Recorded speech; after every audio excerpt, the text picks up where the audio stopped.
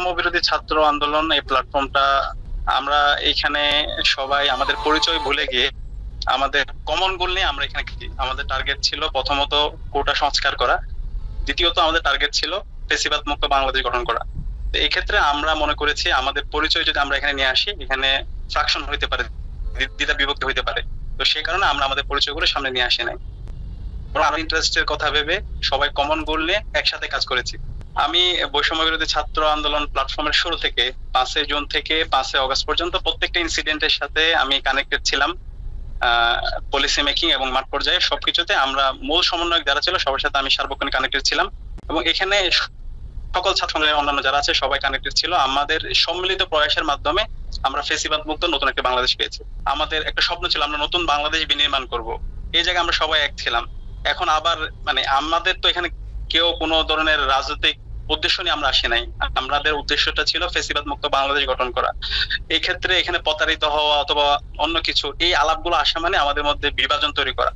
আমাদের কমন গোল নিয়ে আমরা কাজ করছি, সবার পরিচয় আমরা ফ্যাসিবাদ মুক্ত বাংলাদেশ চাই, এটা নিয়ে কাজ করছি। সুতরাং এখানে কে কোন জায়গা থেকে আসছে, কার পরিচয় কি ছিল, এটা নিয়ে আসা মানে হচ্ছে আমাদের মধ্যে বিভাজন তৈরি হওয়া, এবং এটা আগামীতে এই বিভাজন করে যদি আমরা নিয়ে আসি, আমাদের শহীদদের যে রক্ত সেই রক্তের সাথে আমাদের বেমানি হবে এই বিভাজনের মাধ্যমে এবং দেশের ক্ষতি হবে।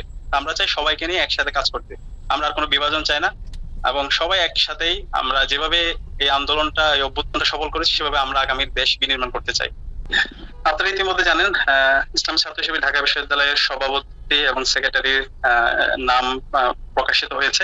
আমরা কাজ করছি খুব দ্রুত সময়ের মধ্যে আমাদের পূর্ণাঙ্গ কমিটি আমরা আপনাদের সামনে পেশ করবো ইনশাআল্লাহ। বাংলাদেশ ইসলামী ছাত্র শিবির ঢাকা বিশ্ববিদ্যালয়ের মধ্যে প্রতিষ্ঠিত হয়েছিল, আপনারা সবাই জানেন 1977 সালের 6 ফেব্রুয়ারি।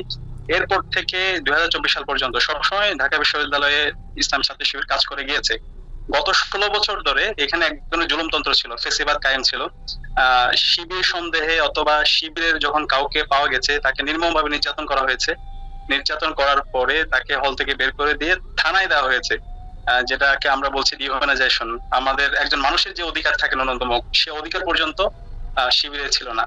তো এখন 24-এ যে অভ্যুত্থান হয়েছে, অভ্যুত্থানের ফলে সকল মানুষের একটা প্রত্যাশা তৈরি হয়েছে, আমরা আর কোনো ধরনের বিভাজন চাই না। আমরা এখন 24-এ অভ্যুত্থান পরবর্তী আমরা চাই ইসলামী ছাত্র শিবির সহ বাংলাদেশের সকল মানুষের অধিকার গুলো তারা হবে, তারা তাদের মন খুলে কথা বলতে পারবে। আর ঢাকা বিশ্ববিদ্যালয় শিবিরের পক্ষ থেকে আমরা বিশ্ববিদ্যালয় প্রশাসনের সাথে যোগাযোগ করেছি, বিশ্ববিদ্যালয় সহ প্রশাসন আমাদের কথাগুলো শুনেছেন, এবং আমরা বলেছি আমরা নতুন রাজনীতি বিনির্মাণ করতে চাই, ছাত্র রাজনীতির সংস্কার চাই। ছাত্র রাজনীতির যে আমরা আগে গত 16 বছর ধরে যে দাসত্বের রাজনীতি দেখেছি, আমরা সেই ধরনের আর রাজনীতি চাই না। ছাত্রদের রাজনীতি হবে সাধারণ শিক্ষার্থীদেরকে নিয়ে, তাদের যে প্রত্যাশাগুলো আছে, তাদের যে দাবি দাওয়া গুলো আছে সেটাকে কেন্দ্র করে।